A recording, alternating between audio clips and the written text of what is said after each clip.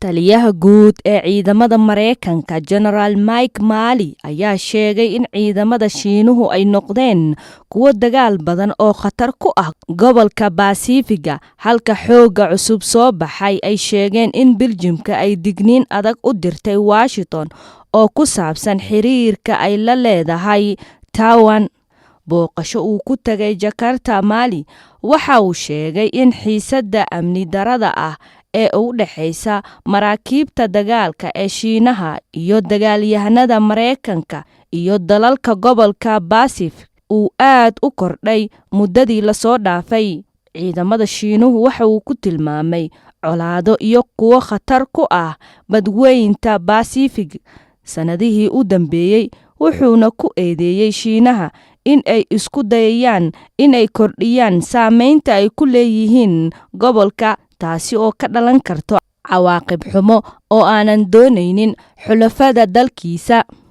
Taliyaha guud ee ciidamada Mareykanka ayaa ugu baaqay Indonesia in ay kala shaqeyso ciidamada Mareykanka si loo ilaaliyo xorriyadda iyo amniga socdaalka ee gobolka Asia Pacific. Booqashadan ayaa ku soo beegmaysa 10 maalmood ka hor inta uusan bilaaban dhoolatuska ciidamada badda oo ay martigeliso Indonesia, kaasoo ay ka qayb qaadanayaan wadamo dhowr ah oo ay ku jiraan Mareykanka, Britain, Canada, Australia iyo Japan.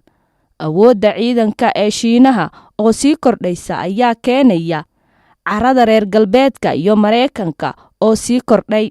Sanadka 2021, Shiinaha waxa uu ku dhawaaqay in uu kordhiyay miisaaniyadiisa sanadlaha ah ee militariga 6.8%, sidaa darteeda uu sii wadi doono booskiisa uu yahay dalka labaad ee ugu dhaqaalaha badan ee adduunka. Sida laga soo xigtay tirakoobyada rasmiga ah, Shiinaha ayaa ku jirta kaalinta 3aad ee adduunka marka loo eego tirada madaxda nukliyeerka, kuwaasi oo u dhaxaysa 200 ilaa 350 madax.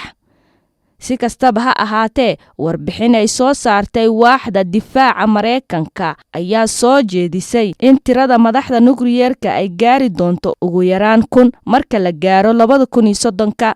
Isla warbixinta ayaa daaha ka qaaday in Shiinuhu uu u janjeero in uu saldhigyo shisheeye ka samaysto marka laga soo tago saldhigga Djibouti iyo Beljim. Waxa ay ka fiirsanaysaa joogitaanka ciidanka oo ku yaal Kolombiyada, Indonesia, Bakistaan iyo wadamo badan oo ka mid ah Afrikada iyo Eeshiyaanka.